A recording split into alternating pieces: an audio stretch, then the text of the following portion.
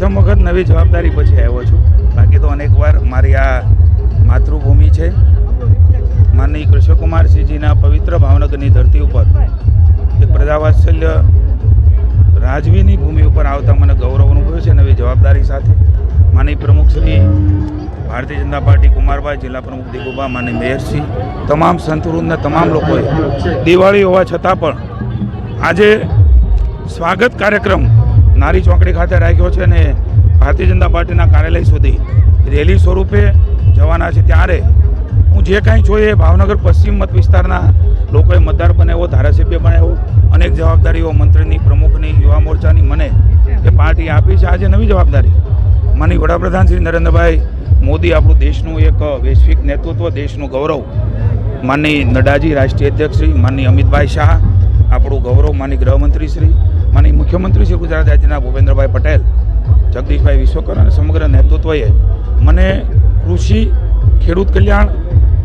પશુપાલન, મત્સ્યોદ્યોગ અને ગૌસંવર્ધનની મહત્ત્વનું કહી શકાય એવું ખાતું નરેન્દ્રભાઈ જે પ્રકારે ખેડૂતોની કલ્યાણકારી નીતિઓ બનાવીને અમલવારી કરી છે, ખેડૂતોનું જીવન એક નવોદય થાય એના માટેની નીતિઓ બનાવી છે, યોજનાઓ બનાવી છે, એને તળધરતી ઉપર ઉતારવાની પ્રાકૃતિક ખેતીની વાત છે. ત્યાં સુધી એ ઝેર બધાના પેટમાં અનાજ સ્વરૂપે, પશુપાલન કરતા સૌ લોકો કોઈ એવું કરતા હોય તો એ સ્વરૂપે અને શાકભાજી સ્વરૂપે જઈ રહ્યું છે.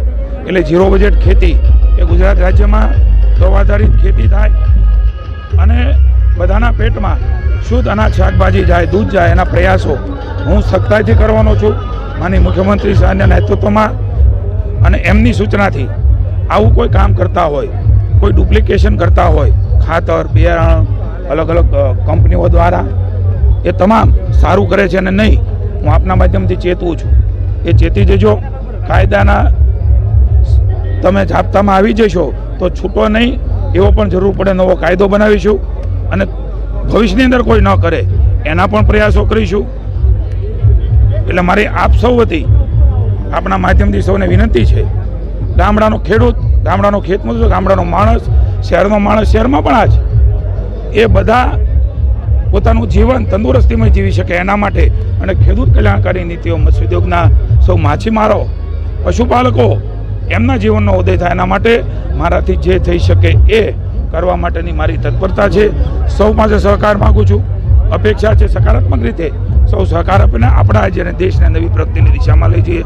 દિવાળીનું પર્વ હોવા છતાં પણ સૌ આવે એ મારામાં ખૂબ મોટી વસ્તુ છે. મા ખોડિયારના આશીર્વાદ લઈને આવ્યો છું.